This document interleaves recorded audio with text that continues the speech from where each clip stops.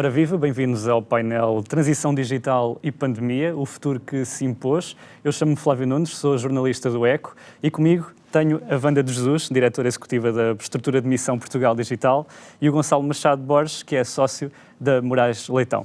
Bem-vindos, obrigado por terem aceitado o nosso desafio. Wanda, comece por si e pergunto-lhe, a estrutura de missão está incluída no Ministério para a Transição Digital. Ainda faz sentido, nesta altura do campeonato, falar de transição digital? É uma pergunta muito interessante. Antes de mais, obrigada pelo convite a todos e à organização. Flávio, é assim, eu acho que a transição digital vai ser permanente, ou seja, se quisermos falar, não sabemos quando é que acaba, uma coisa que temos certa é que eu, na minha opinião, ela nunca mais vai acabar, porque o digital está sempre incompleto. As alterações são tantas, a inovação é tão grande, que o que nós temos que perceber é que vamos estar sempre em transição. Se isso, estruturalmente, ou numa estrutura governativa, tem algo que seja necessário, até fazer parte do DNA e do modus operandi de todos os organismos, eu diria que sim, porque o que nós passámos neste último ano foi efetivamente uma aceleração única. Estamos a falar, há vários estudos hoje em dia, dependendo das consultoras, mas de 3 a 5 a 10 anos, dependendo das áreas de velocidade que nós tivemos. Mas atenção, nós não nos podemos iludir que esta velocidade foi de urgência, que para mim, naquilo que é o nosso trabalho, é enorme, não é? O nosso plano de ação para a transição digital foi, eu não sei se recordarão, ele foi apresentado uma semana antes do início da pandemia. Não nos vamos esquecer, foi o último evento com 400 pessoas, foi no dia 5 de março. Depois a estrutura de missão e o plano foram aprovados em abril e a partir disto temos vivido nesta situação em que grande parte das iniciativas que estavam previstas no plano foram totalmente aceleradas. Aliás, nós tínhamos cerca de 12 medidas emblemáticas que vão estar em curso ou finalizadas. Eu digo em curso porque muitas delas são plurianuais, não é? Portanto, vão demorar 3 anos. A ideia é estarem todas no terreno até ao final deste ano, exatamente. Não é? E já juntámos mais outras tantas, ou seja, temos neste momento já 28, porque tivemos que puxar a emblemáticas, não é? Para nós acompanharmos, não é? Porque, mais uma vez, e também está no âmbito da atuação, nós não estamos a fazer, há um conjunto de coisas que não estamos a fazer nem sozinhos, nem do início, ou seja, nós estamos a organizar um conjunto de iniciativas e depois a pôr alguma energia diferente e trazer mais stakeholders, não é? Para dar essa aceleração. Mas em que fase é que estamos? Portugal já é digital nesta altura? Eu acho que sim, ou seja, Portugal já é um país, aliás, em muitas das coisas que estamos a fazer e nos grupos que participamos, quer no grupo do D9, não é? Em termos da administração pública, que somos um dos países mais inovadores em termos digitais, quer em termos do que diz respeito ao empreendedorismo, que já somos vistos desde há um tempo, e não é só pela Web Summit, como sabemos, a Web Summit ajudou a trazer esse momento, mas já somos considerados ou vistos como uma Startup Nation. E agora, como também sabem, muito recentemente, dia 19 de março deste ano, conseguimos trazer para Lisboa a estrutura europeia para o apoio ao empreendedorismo. E, portanto, eu acho que todas estas vertentes mostram que nós, no panorama, e estamos num mês muito especial, que é o mês da nossa presidência, e eu tenho sentido, de facto, um respeito, uma vontade de ouvir Portugal nos mais variadas vertentes, que, de facto, tem que nos orgulhar, o que traz uma grande responsabilidade. Sim, é verdade. Também. É verdade.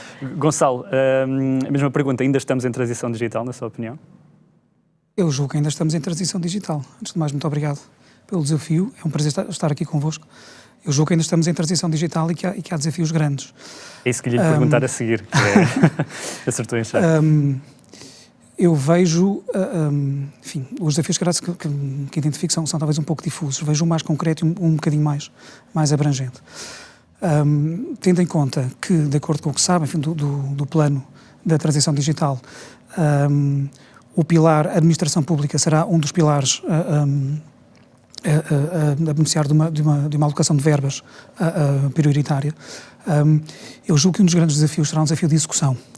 Como será possível, na verdade, pôr toda uma administração pública a funcionar de forma digital? Como é que será possível otimizar processos? Como é que será possível mudar mentalidades? Como é que será possível ultrapassar uma inércia que se calhar será uma inércia perfeitamente natural, de funcionários já com alguma idade, enfim, a partir dos 50 anos, alguma relutância a receber informação, alguma relutância a usarem novas ferramentas. Eu acho que isso vai ser um grande desafio. E é um desafio, sobretudo, de execução e, portanto, de achar as formas certas de o conseguir. Eu vejo, se calhar, um outro desafio, que é um desafio por omissão, se quiserem, e que tem a ver não com os pilares da capacitação, mas um pouco à margem com os pilares de conectividade e com as redes que dão suporte às transmissões de dados de alta velocidade, que permitem passarmos para um mundo cada vez mais digital. E eu aí vejo como desafio, eventualmente, tentar-se evitar uma tentação para a regulação em excesso e tentar-se evitar a identificação e o estabelecimento de soluções que possam, de alguma forma, vir a agravar as condições de rentabilização de investimentos que são fortemente necessários ainda para que as redes existentes em Portugal possam progredir para o 5G e não só, as redes de fibra, para dar resposta às novas exigências. Julgo que hoje em dia os operadores movem-se num cenário de mercado desafiante. Seria bom que o processo de transição acabasse por não agravar as condições de que precisam para realizar esses investimentos de forma rentável. E já lá vamos a essa parte. Falou dos desafios de mudar mentalidades, sobretudo na administração pública. Ainda recentemente vi uma pessoa no Twitter que vinha do setor privado, entrou na administração pública e sentiu uma grande diferença da mentalidade de fazer. Como é que se mudam essas mentalidades? Não é uma tarefa fácil. Não, mas em algum momento tem que haver algum registro de adoção mais ou menos forçada. Um pouco aquilo que todos nós tivemos com que nos debater por causa da pandemia. Enfim, vai tudo para casa e é preciso arranjar soluções e arranjar novas rotinas. Eu imagino que em algum momento tenha que haver uma transição obrigatória para novas formas de fazer as coisas. Muito bem. Wanda, falar da pandemia é também falar muito do e-commerce. Teve um grande boom nesta fase. O problema é que parece que Portugal surge sempre atrás daquilo que é a média europeia a este nível. Qual é o diagnóstico que faz deste problema? E pergunto-lhe também se tem tratamento. Isso pode ser, por exemplo, o PRR. Flávio, é uma das áreas que efetivamente nós costumamos ficar para trás. Estou super satisfeita porque vi esta semana ainda números preliminares, portanto ainda não posso ter a certeza, mas quero acreditar que eles já são, que vêm do DESI, que está a ser agora preparado, que é o índice que mede a digitalização da sociedade nos vários pilares e que, inclusivamente, historicamente, e só aqui e volto ao teu tema, uma ressalva neste DESI, que tem 5 vertentes que medem a digitalização da economia nos serviços públicos, na infraestrutura e no capital humano. É no capital humano onde nós, de longe, estamos mais atrás como sociedade comparado com os outros países. E é isso que nos faz, inclusivamente, em termos comparativos com os outros países, diminuir a nossa falta de literacia a todos os níveis. Portanto, aquilo que falava, Gonçalo, eu acho que é verdade. Também acontece na administração pública, mas também acontece no setor privado.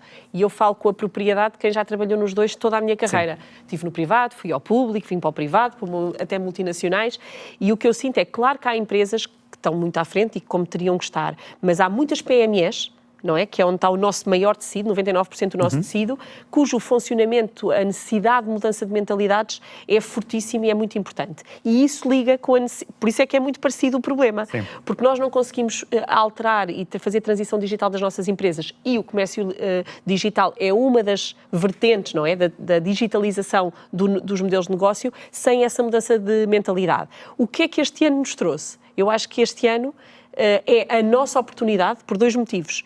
Pela infelicidade do que aconteceu à saúde, mas pelo impacto que teve nas formas das empresas verem e dos empresários verem. Estes números recentes que vejo, permitiu-nos melhorar a nossa posição relativa com a Europa.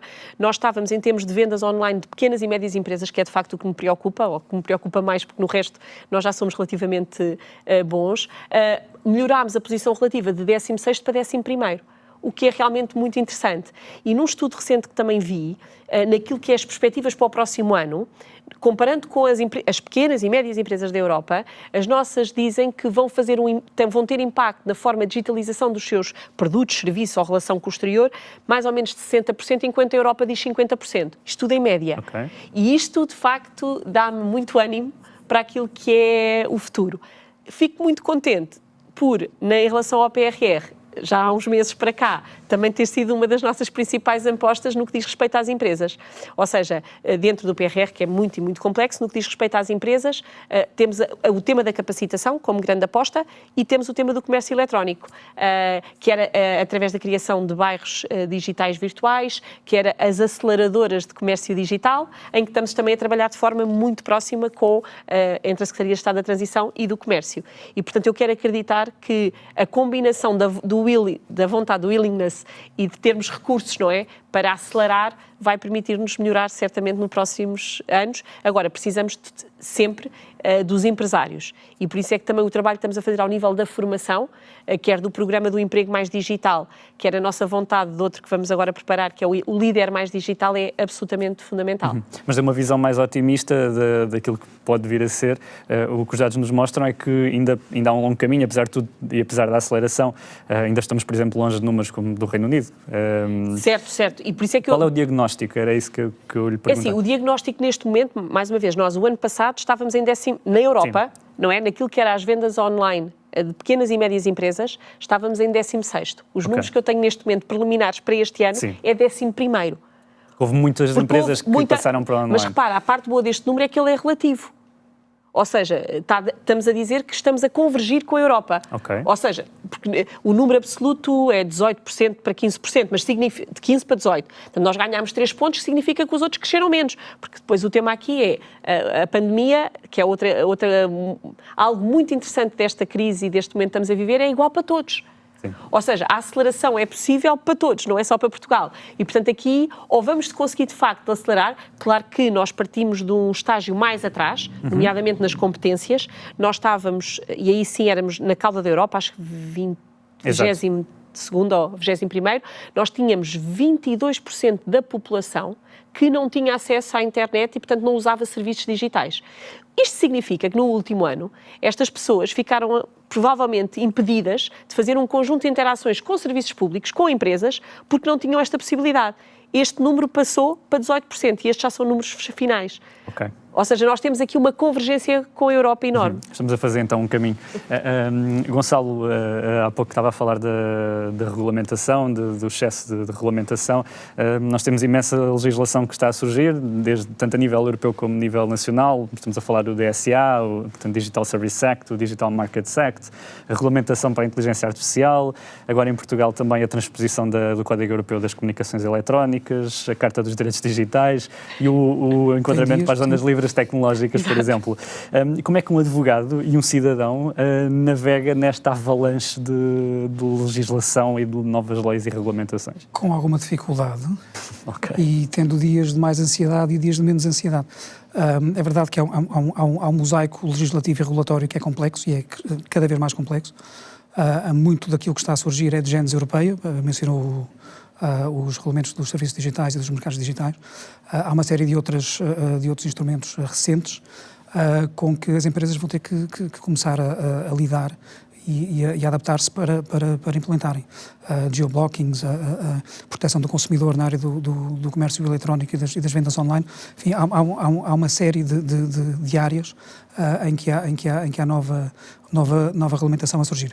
Isso para nós é visto como uma oportunidade, evidentemente, de entrarmos nesses setores e de podermos acompanhar essas matérias e ajudar as empresas que precisam de navegar essas águas.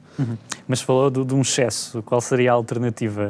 Deixar o mercado livre ou juntar tudo? Mas depois era demasiado complexo, um pacote não sei, para tudo? Repare, eu não sei se há um excesso, acho que há alguma sobreposição que pode suscitar algumas dificuldades de compatibilização. Pode dar algum exemplo? A Carta dos Direitos Digitais, por exemplo, que é um instrumento que me parece muito interessante, publicado há dias. É redundante.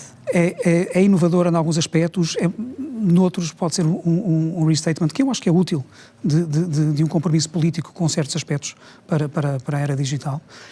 Tem outros aspectos muito, enfim, que me pareceram interessantes. Uma regra de exigência de fundamentação para sistemas de inteligência artificial, que exige que quando as decisões tomadas por sistemas de inteligência artificial resultam da aplicação de algoritmos, que o processo de adoção da decisão, portanto, os respectivos fundamentos possam ser conhecidos e possam ser sindicados, aliás, objeto de recurso e auditáveis. Portanto, há aspectos concretos que acrescentam, de facto. Nem Mas depois tem sempre muita compatibilizar redundância. tudo é fácil. Depois tem muita redundância, é isso que quer dizer, por exemplo, falar da tarifa social da internet e não é aquele Que há instrumento de ser que vai... regulamentada, exatamente, Sim. que há de ser regulamentada de acordo com um projeto que eu não conheço em detalhe, mas que está a ser certamente discutido com stakeholders. Isto diz alguma coisa ao cidadão comum, ao Portugal real, portanto, falarmos de inteligência artificial cloud, isto já diz ao Portugal real, ou seja, as pessoas já estão atentas e aware, portanto, conscientes para estes temas, ou ainda não? Eu acho que começam a estar, eu acho que diz sobretudo ao Portugal real dos investidores e das empresas que podem ver nestas áreas oportunidades de negócio e de otimização e de eficiência crescente. Sim, eu pergunto isto porque ainda mesmo na pandemia tivemos que ensinar muita gente, por exemplo, a fazer uma videochamada. 22% em potencial. Como assim? Um bocadinho mais.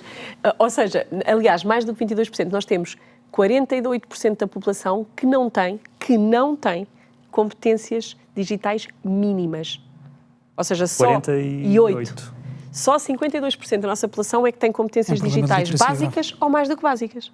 Portanto, e desses 48, pois então há os 22 que eu falei há bocado. Portanto, é de facto um número muito grande e por isso é que eu digo, sem as competências, de facto, a gente não consegue, de facto, digitalizar, ou então é para um grupo, não é? E como nós costumamos dizer, agora já começa a ficar clichê, mas nós não queremos mesmo deixar ninguém para trás. E isto é que é um trabalho muito difícil. Mas aí a Wanda tem também um papel executivo. Exato. Recentemente o Presidente da República apelou no Congresso da APDC que para não nos esquecermos dos mais excluídos nesta transição digital, está a ser suficientemente inclusivo quando temos essa franja da população que não tem literacia digital e que vai ficar excluída dos serviços básicos e do e-commerce e tudo mais? Eu vou voltar já a isso. Eu só queria fazer aqui uma ponto posso, Flávio, com sim. o tema da regulamentação, porque não consigo resistir, e da Carta também dos Direitos.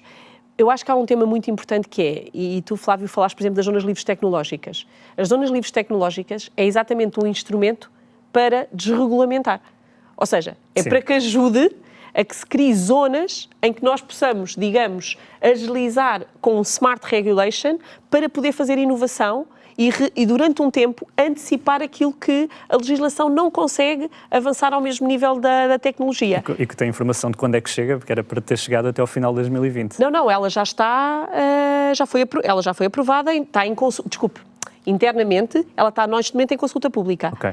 Portanto, ou seja, significa, porque é o trabalho, o nível de stakeholders, portanto, mas todo o trabalho está a ser preparado, já está a autoridade, a definição da autoridade de testes e de coordenação que é a ANI, e, portanto, há aqui realmente um trabalho, porque é bastante complexo, porque desregulamentar é tão ou mais complicado do que regulamentar, principalmente em áreas tão inovadoras, não é? E, portanto, daí que... Muito emergentes. Muito emergentes. Agora, voltando... Parte da inclusão, da inclusão. Mas ainda só uma nota nos direitos. Porque eu acho que o tema da inteligência artificial e aquilo que o Gonçalo falou tem muito a ver com a ética e o princípio da confiança.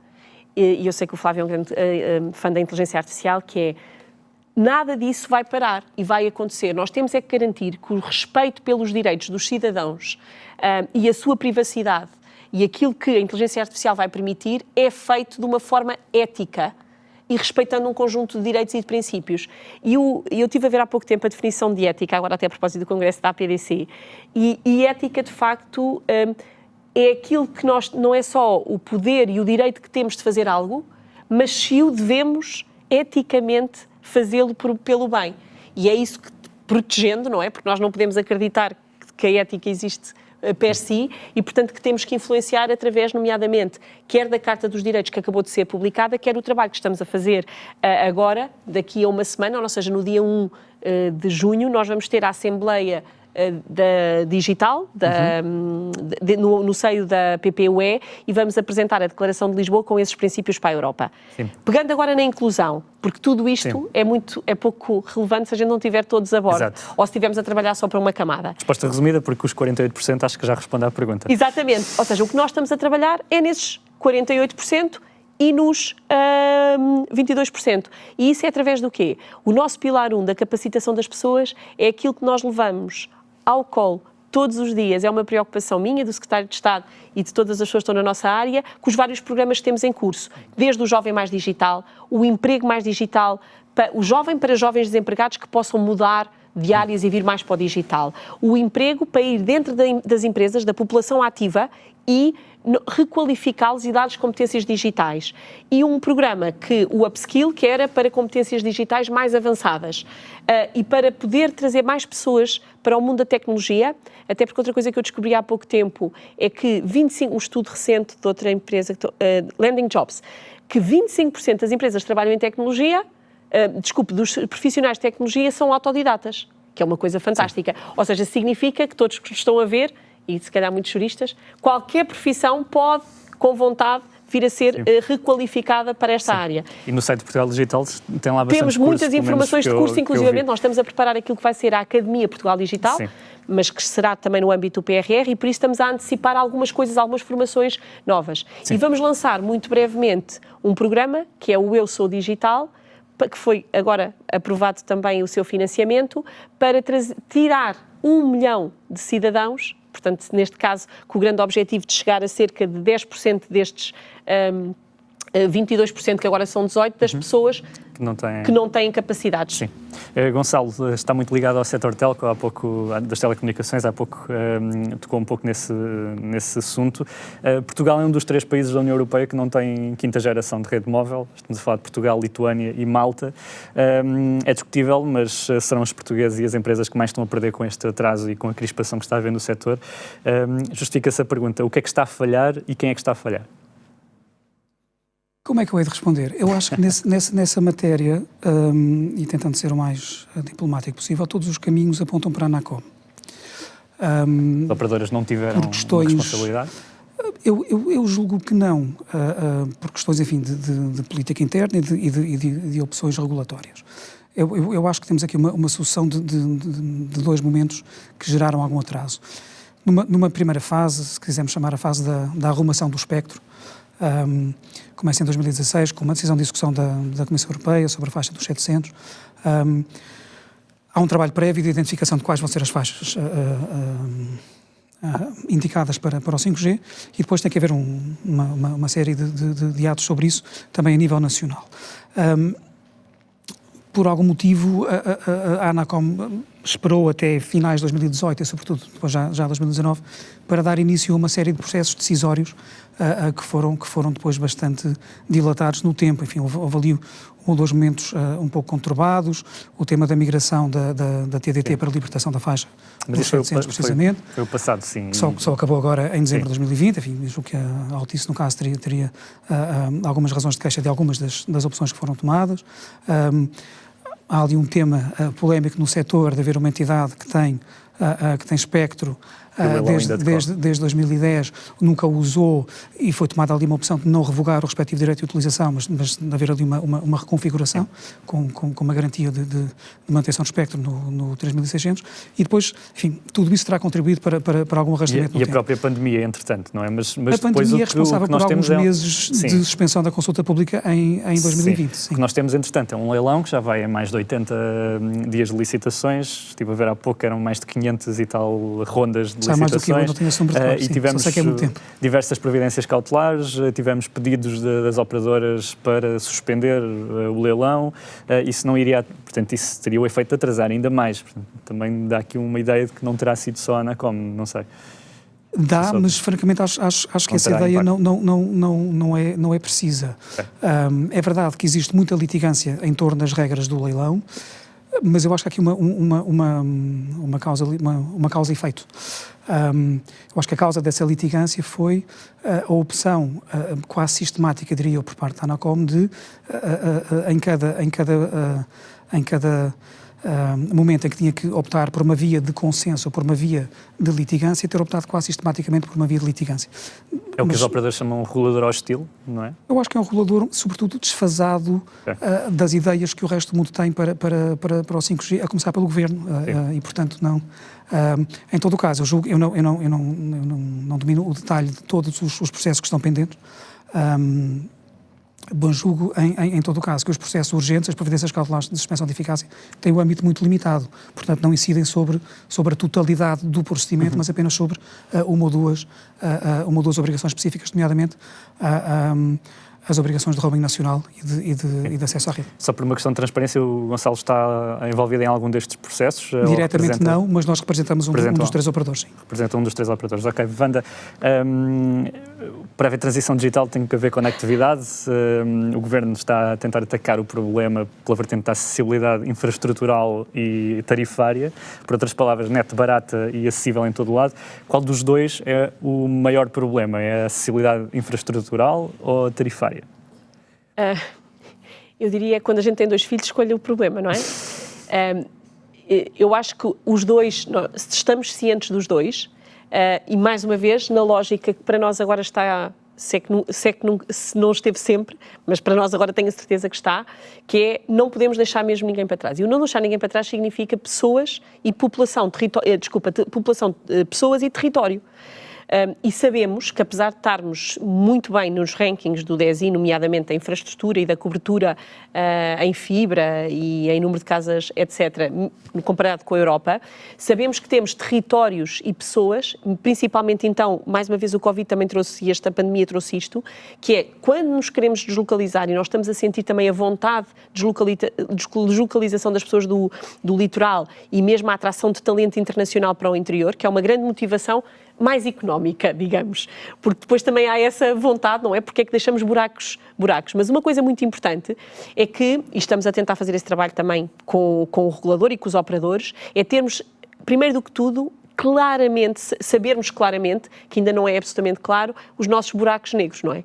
Que é ter a sobreposição entre a rede móvel e a rede fixa, total, para saber de facto quais são as zonas que não têm realmente cobertura e podemos atacar esse problema, e isto é uma prioridade nos próximos tempos e com o investimento que temos. Proposta de lei até prevê que a Anacom faça até 2023 o mapa da cobertura. O mapa, exatamente. Mas, entretanto, já há o NetMed, não é?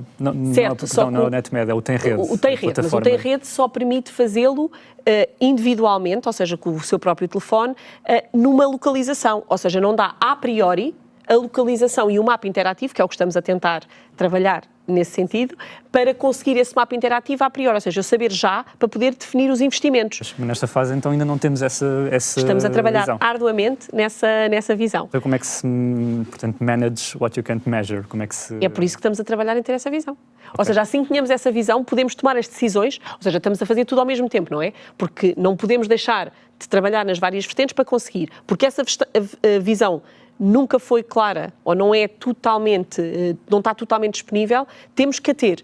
E, portanto, estamos a criar os mecanismos para que ela seja obrigatória e que exista e que seja clara, para que nós possamos tomar as decisões, não é, de investimento, certamente, para cobrir essas áreas. Uma outra coisa, que é o tema da tarifa, não é? Da tarifa... Sim, perguntar isso também. Exatamente, que é da que mas já perguntaste, não é? Porque perguntaste entre a tarifa, sim. Qual é que escolhia? No lado da tarifa, como sabem, não é? Está aprovado, que está agora para preparar até dia 1 de julho, aquilo que era algo que também não poderíamos abdicar e que era absolutamente fundamental, não é? A tarifa social da internet. Tentámos fazê-la da forma mais rápida para ser acessível, para que as pessoas a percebam, e esse foi o principal argumento. É por isso que ela é fixa e é por isso que ela tem como critérios os equivalentes à energia. Estamos a falar de um preço fixo por uma oferta de 10 GB de tráfego. Ainda não está definido. Ou seja, está em aberto, ou seja, agora com a Anacom, está os serviços que têm que estar incluídos. Sim, que é por eletrónica, as coisas básicas, aqueles 8 serviços. E que já são bastante amplos, ou seja, significa que já ninguém fica de fora. 9, acho que são 8 ou 9, exatamente. Depois no split, o Flávio está sempre muito... Portanto, são aqueles 9 serviços que estão já também no... E vai beneficiar, portanto, pelas estimativas, o mesmo universo da tarifa... Exato, cerca de 700 mil famílias. Tem ideia de quantas destas famílias neste momento não têm internet e quantas já têm e vão aproveitar para aliviar, portanto, é assim, nós... fatura? Esses dados não estão totalmente cruzados, mas sabemos um outro indicador que é 11% das famílias não têm acesso à internet por questões económicas. E, portanto, se pensarmos nisso, não é? Estamos a falar, eu diria, mas esses números não são fáceis de cruzar, ou seja, são 400 mil, 500, mas isso porque os dados, uns são de estatísticas do INE e do Eurostat e os outros são da nossa tarifa social e dos critérios de admissibilidade para essa tarifa. Mas acreditamos que, de facto, é um número muito grande de famílias que poderão neste momento, e porque depois isto tudo leva ao outro tema que estávamos a falar. Se trabalharmos ao mesmo tempo a acessibilidade e o tarifário e a rede com a capacitação das pessoas, porque também não vale a pena ir para o terreno, não é? Com este projeto que estava a falar do Eu Sou Digital, a dar capacitação, se elas depois não podem ou não têm forma, ou rede, ou internet. Portanto, as três coisas são precisas e não podem ser dissociáveis. Entendo. Gonçalo, não resisto em desafiá-lo. Tem aqui ao seu lado uma executiva, uma pessoa que está com as mãos na massa nesta parte da decisão, não é da decisão política, mas da execução da decisão política. Quero aproveitar estes últimos segundos para fazer um desafio ou um apelo, alguma coisa que não esteja a correr bem na transição digital e que queira sugerir. Talvez um desafio concreto exatamente sobre o tema de que a Wanda estava a falar, que é a tarifa social, que é, mais uma vez, enfim, um desafio de equilíbrio nas soluções. Eu desconheço o pormenor do projeto, enfim, tenho visto o que tem saído nas notícias, quanto ao âmbito e ao número de casas ou de pessoas potencialmente elegíveis para a tarifa social. Julgo que é um instrumento fundamental para, como a Wanda dizia, porque acho que isso é um aspecto fundamental de toda a transição digital, não deixar ninguém para trás. Mas julgo que seria bom acautelar alguns aspectos quanto à implementação, nomeadamente assegurar que essa internet, esse acesso rápido, sejam 10 gigabits ou seja o que vier a ser definido, possa ser dado pelos operadores de forma tecnologicamente neutra e, portanto, de acordo com o tipo de acesso fixo ou móvel que seja mais eficiente. Okay. Isso parece um aspecto importante. Como última reflexão, talvez for aqui de um bocadinho de uma costela cética minha, eu acho que de facto, e acho que aquilo que o Governo está a fazer e a Wanda estão a fazer é absolutamente estruturante para Portugal. É um desafio que não é nada fácil. Eu acho que a transição digital, temos de ter um bocadinho de noção, nem tudo o que é digital é bom por definição. E, portanto, a implementação e o modo como as soluções são montadas vai ser absolutamente fundamental. Não podemos correr o risco de criar aqui um novo fosso, agora passando do mundo físico para o mundo digital, entre camadas da população. Não podemos correr o risco de viabilizar, eventualmente, modelos de negócio que ponham em causa a privacidade das pessoas. Temos que ser capazes de montar soluções que assegurem a segurança dos dados, a segurança das comunicações, porque se vamos capacitar, temos que depois convencer as pessoas capacitadas a utilizar, e só as convencemos com segurança, sabendo que os seus dados e a sua privacidade não vai ser violada, não vai ser transformada em negócio por terceiros. O grande desafio vai ser, acho que já está a ser de alguma forma atingido, vai ser como transformar empregos antigos em empregos novos. E quanto tempo é que isso vai demorar? Mas, enfim, isto já é uma questão mais filosófica do que propriamente regulatória. Exato. Foi então o painel Transição Digital e Pandemia, o futuro que se impôs. Comigo tive a Wanda de Jesus, diretora executiva da Estrutura de Missão Portugal Digital, e o Gonçalo Machado Borges, que é sócio da Moraes Leitão. Eu sou Flávio Nunes, sou jornalista do ECO. Obrigado.